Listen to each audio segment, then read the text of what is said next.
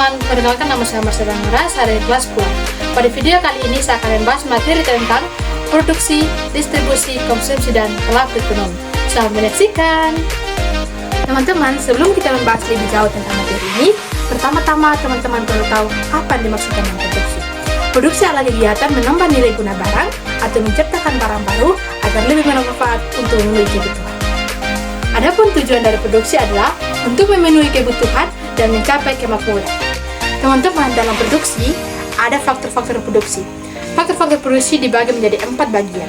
Yang pertama adalah faktor produksi alam, faktor produksi tenaga kerja, faktor produksi modal, dan faktor produksi keahlian.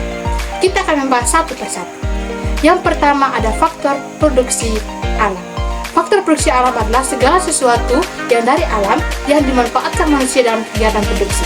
Yang kedua ada faktor tenaga kerja. Faktor tenaga kerja adalah segala kegiatan manusia yang digunakan di saat kegiatan produksi. Yang ketiga ada faktor produksi modal. Faktor produksi modal adalah segala kegiatan produksi yang berkaitan atau memerlukan modal. Dan yang terakhir dan yang keempat adalah faktor keahlian. Faktor keahlian adalah di mana keterampilan seseorang dalam menciptakan barang baru dan menanggung risiko yang ada.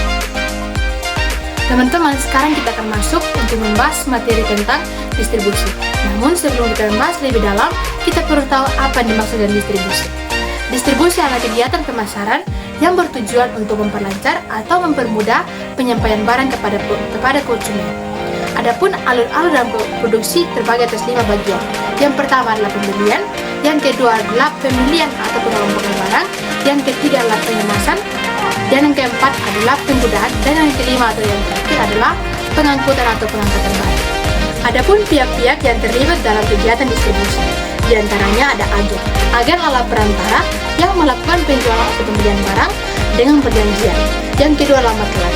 Makelar adalah perantara yang menjual dan membeli barang dengan nama orang lain. Yang ketiga adalah komisioner. Komisioner adalah perantara yang menguasai atau memiliki barang tersebut. Yang keempat adalah importir. Importir adalah badan atau perusahaan yang membeli barang dari luar negeri untuk dijual ke dalam negeri. Sekarang kita akan masuk untuk membahas materi tentang konsumsi. Namun sebelum kita membahas lebih dalam, kita harus perlu tahu apa yang dimaksud dengan konsumsi.